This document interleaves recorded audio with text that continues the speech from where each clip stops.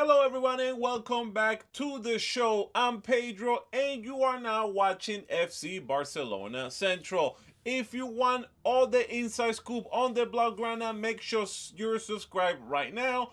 Drop a like in the video and follow all my social medias under Rutio. We got an absolutely firestorm of news following the disastrous 3-3 draw in the Champions League. The Gaming Brogs exposed a defensive crisis under Hansi Flick. We'll break down the major defensive failures, the individual brilliance of Lamine Yamal that saved a point, and the tough news from the medical room. Let's dive into the chaos. Barca chaotic 3-3 draw in Brooks was reignited by the most serious debates around Hansi Flick's time here in Barcelona. The disastrous defensive vulnerability in his hive line system. Flick's philosophy and advanced defensive line coupled with a suffocating high pressure was once a hallmark of success, but rivals have often found the key to unlock it, and in Brooks the defensive line completely went the wrong way. The 3-3 draw marked the 9th consecutive match for Barcelona that has conceded a goal, and they have now conceded 20 goals in 15 matches this season. 7 of those just in 4 UEFA Champions League matches. All 3 goals conceded against Club Brugge followed the exact same catastrophic pattern. Losses in dangerous areas, missed time pressure, and opponents attacking the wide open pitch. In fact, Barca conceded 2 goals in the opening 16 minutes. That's insane. The fastest they have ever conceded twice in a Champions League match. For the 1-0 goal, a distracted Koundé broke the offside trap. The 2-1 goal originated the disastrous Barca corner that immediately turned into a lethal counter-attack.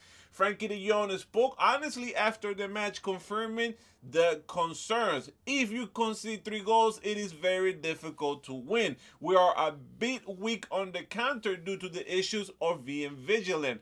Pressure high up and now position ourselves at the back. The vulnerability is now a European talking point, with legends like Thierry Henry and Toni Kroos previously questioning the system, and some legends calling Flick's approach like a kamikaze effect. Now, adding insult to injury, Barca left Belgium with another player sidelined, and it is the starting Swiss Army knife of Eric Garcia. Eric was forced off in the 94th minute after a horrific accident clash of heads. His immediate reaction was, "I think I broke my nose."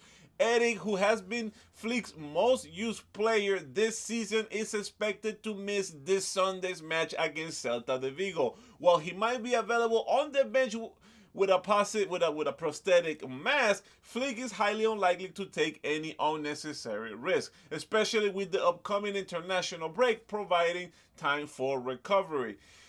With Andreas Christensen also still suffering from some issues, Flick will be forced to rely on the establishing pair of Ronald Araujo and Pau Cubarsí for the critical match against Celta de Vigo.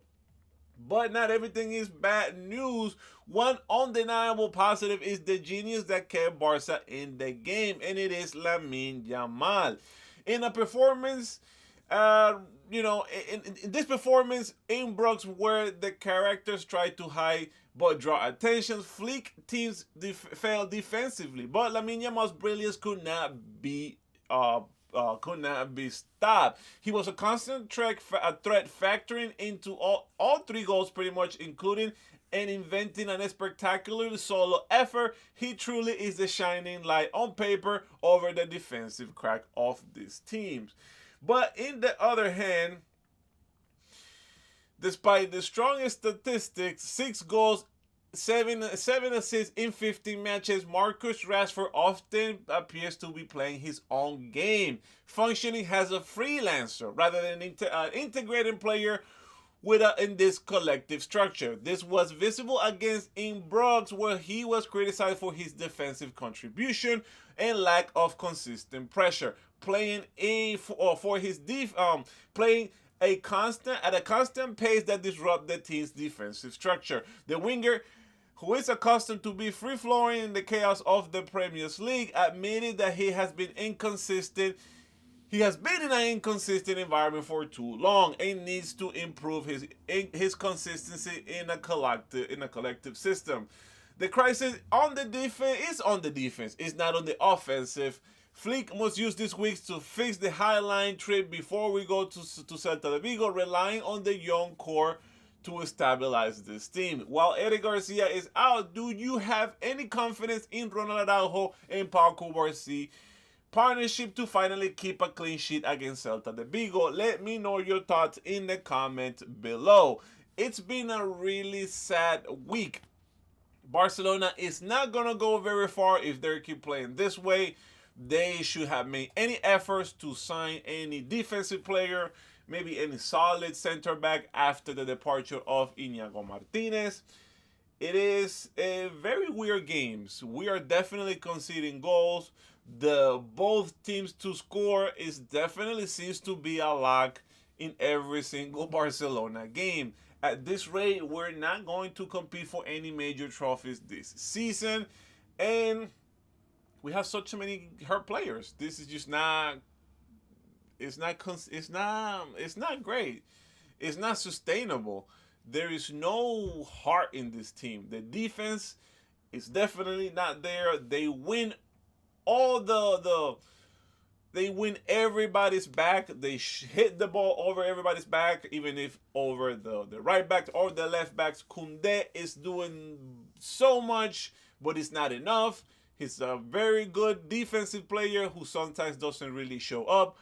Alejandro Valde is better at playing an offense, not in defense. The center backs is there been an issue. In this game, it was so disappointing. I don't know what was worse, if this game or the Real Madrid match. In the midfield, we definitely are missing Pedri. Frankie de Jong was nowhere near to his level for this game. Marc Casado was being overrun by other teams, and let alone just every counter attack.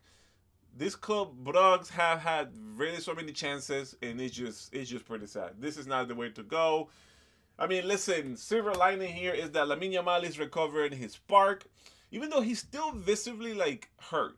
You can tell by the way he moves. You can tell every time there is a dead ball, he put his hands on his knees, his hands on his waist, and he just seems to be a little lethargic. I don't know what's going to happen. It's like I said, it's been a really sad week at Barcelona for any Barca fan, and we'll see what happens. I will bring you on next video with any other updates. Hopefully nobody gets hurt, but I can talk about what's happening in La Liga, and I can wrap up this week everything UEFA Champions League. I don't have nothing more to add. So until next time, and always remember, Visca Barça.